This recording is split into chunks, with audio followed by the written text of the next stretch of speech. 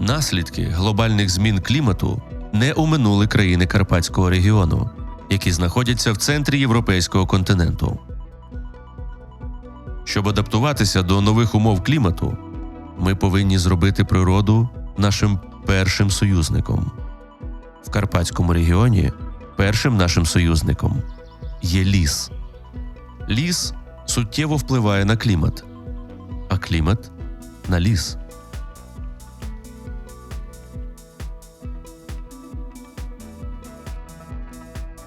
Основним компонентом довкілля, який пов'язує ліс з кліматом, є вода. Талі води, дощі та зливи утворюють поверхневий стік води, який проникає через ґрунт у підземні горизонти. Надлишок поверхневого стоку формує лісові струмки, потоки, річки. Ґрунтові води через лісові джерела живлять струмки та річки у період посухи. У літню спеку дерева випаровують воду, створюючи живильну лісову прохолоду. Утримуючи воду в ґрунті, ліс виконує функцію водорегуляції.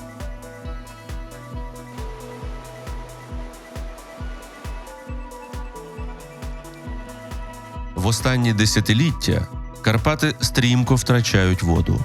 Кількість дощової води, яка раніше стікала з гір за 3-4 дні, сьогодні стікає за один день, формуючи раптові паводкові хвилі і загрожуючи населеним пунктам та інфраструктурі.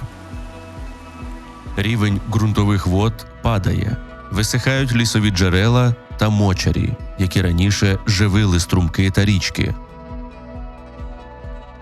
Річки у Карпатах міліють. Ліси втрачають свою продуктивність і частково всихають. Збільшення поверхневого стоку у кілька разів свідчить про зменшення водопроникної поверхні ґрунту у лісах. Чому це відбувається? Щільна мережа тимчасових лісових доріг та трелювальних волоків, якими відбувається лісозаготівля, є основною причиною руйнації ґрунту. Ґрунт під колесами важкої техніки втрачає рослинний покрив, ущільнюється і втрачає водопроникність. А далі все завершується ерозією. При цьому немає значення, чи суцільною є рубка, чи вибірковою. Важливою є площа зруйнованого ґрунту. Під час найменших дощів на схилах по цих дорогах і волоках утворюються водні потоки, які вимивають ґрунт аж до материнської породи. Чим крутіший схил, тим швидший процес ерозії, тим більша небезпека формування зсувів та сходження селів у часи злив. Площі таких ґрунтів у лісах Карпат зростають. Ґрунти брудними потоками змиваються у річки, осідаючи донними відкладами, виростаючи острівками. Гинуть річки, гине ліс. Що робити?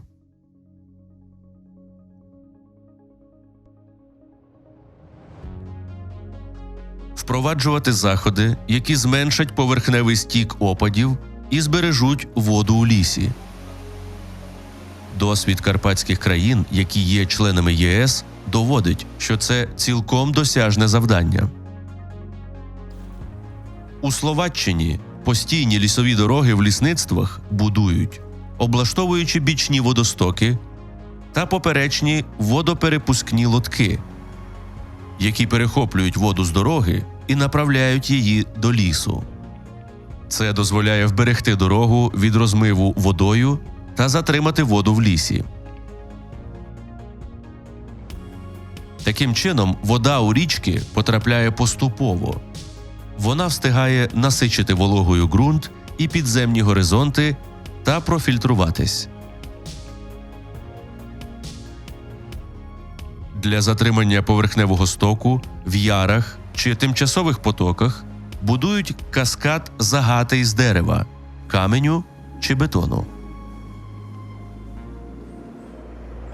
Це дозволяє затримати воду під час найбільших злив, зупинити ерозійні процеси ґрунту та задернити його поверхню. З часом рельєф вирівняється. На місці Крутого Яру з'являється ліс. Практикується також створення лісових водойм, коли стікає вода з лісових доріг або ще незаліснених лісосік. Це можуть бути тимчасові озерця просто на лісосіці, або ж капітальні споруди, які можна використовувати під час лісових пожеж. У Чехії набула широкої практики рекультивація лісових доріг та волоків після закриття лісосіки. Рекультивація є обов'язковим заходом, унормованим лісовим законодавством Чехії. Лісові дороги перекопуються екскаваторами впоперек схилу, створюючи низку широких та глибоких заглибин, в яких затримується тала і дощова вода, поступово проникаючи в ґрунт. З часом заглибини замулюються, рельєф вирівнюється, ґрунт щільно вкривається рослинністю, 100% відновлюючи свою водопроникну здатність.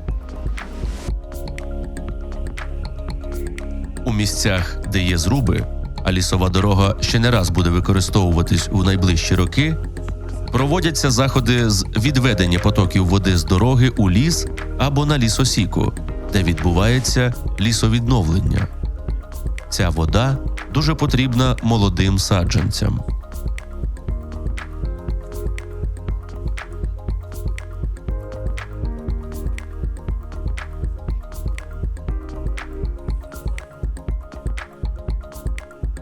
Поряд з лісосіками нерідко створюють глибокі заглибини, які перехоплюватимуть воду зі схилів і зберігатимуть для лісу. Такі невеликі лісові водойми стають осередками біорізноманіття. Тут концентруються водні безхребетні, розмножуються лісові жаби, тритони, приходять на водопій і інші лісові тварини. Шукають поживу рідкісні види, як, наприклад, лелека чорний. Ліс наповнюється життям, а вода стає джерелом цього життя. Так, клімат змінюється. Ми вже не можемо зупинити це, але можемо адаптуватись, змінивши свої усталені звички та підходи до господарювання.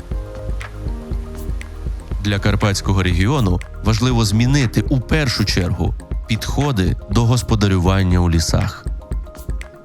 Зміни клімату негативно впливають на наші ліси, але ліси здатні стабілізувати клімат.